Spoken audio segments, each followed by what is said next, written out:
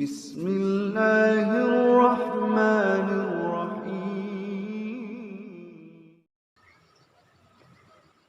Assalamualaikum warahmatullahi wabarakatuh. Sobat-sobat, dalam dakwah Islam pencerahan. Sobat-sobat, di Al-Quran surat Al-Baqarah Allah berfirman, A'udzubillahi minasyaitonirrajim. Syahrul Ramadan allazi unzila fihil Qur'an hudal linnas wa bayyinati minal huda wal furqan. Di bulan Ramadan diturunkan Al-Qur'an sebagai petunjuk bagi manusia, sebagai penjelas dari petunjuk dan pembeda dari yang hak dan yang batil, pembeda dari yang salah dan benar. Sobat-sobat, jadi Al-Quran itu petunjuk bagi manusia. Yang namanya manusia, ya, yang masih hidup, ruh dan jasadnya masih menyatu. Nah, kalau ya roh dan jasadnya tidak menyatu lagi, namanya mayit.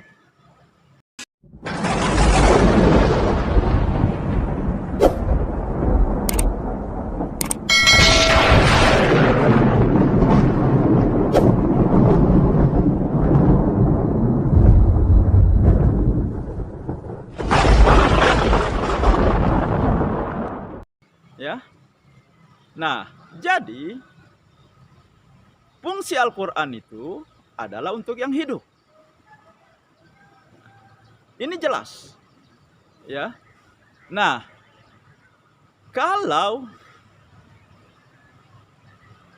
kalau dibacakan kepada orang yang sudah meninggal, yang sudah mati, jelas menyalahi dari fungsi Al-Quran yang diturunkan oleh Allah berdasarkan surat Al-Baqarah ini, sobat-sobat. Karena yang berhubungan dengan kematian sudah ada sunnahnya, sudah ada aturannya, ya. Sabda Nabi jelas, lakinu mau takum la ilaha illallah. Tuntun, ajari orang yang akan meninggal di antara kamu dengan la ilaha illallah.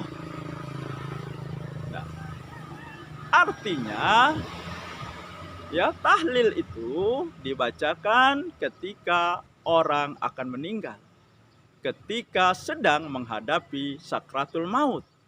Karena kalau seseorang di akhir hayatnya, di akhir menjelang dia menghembuskan napas terakhirnya, mengucap kalimat tauhid, mengucap tahlil la ilaha illallah, maka dia dijamin masuk surga.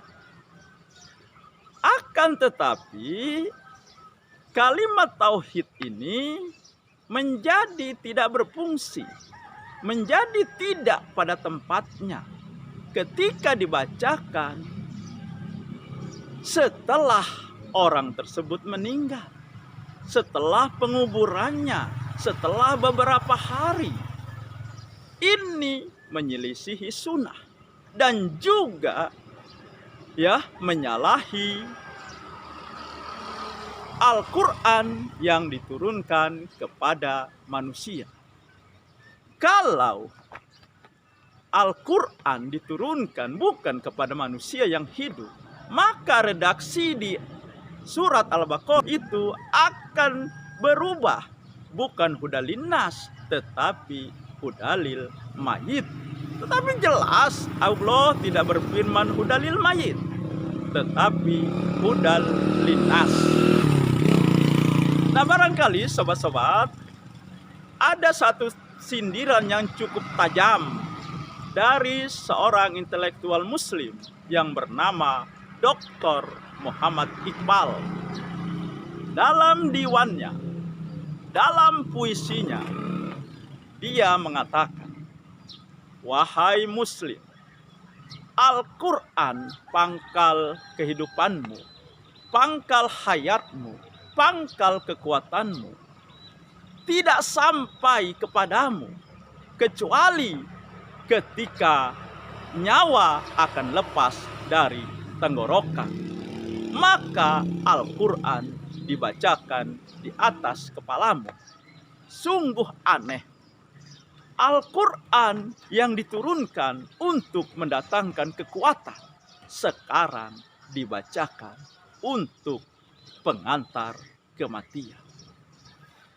Nah, jadi sobat-sobat, bagaimana seharusnya kita berinteraksi dengan Al-Quran sehingga Al-Quran tersebut masih bermanfaat, masih bisa membantu kita meskipun kita sudah di alam kubur, kita sudah di akhirat kelak, yaitu ketika hidup inilah sobat-sobat kita berinteraksi dengan Al-Quran, kita bermesraan dengan Al-Quran, kita membacanya, kita memahaminya dan mengamalkannya.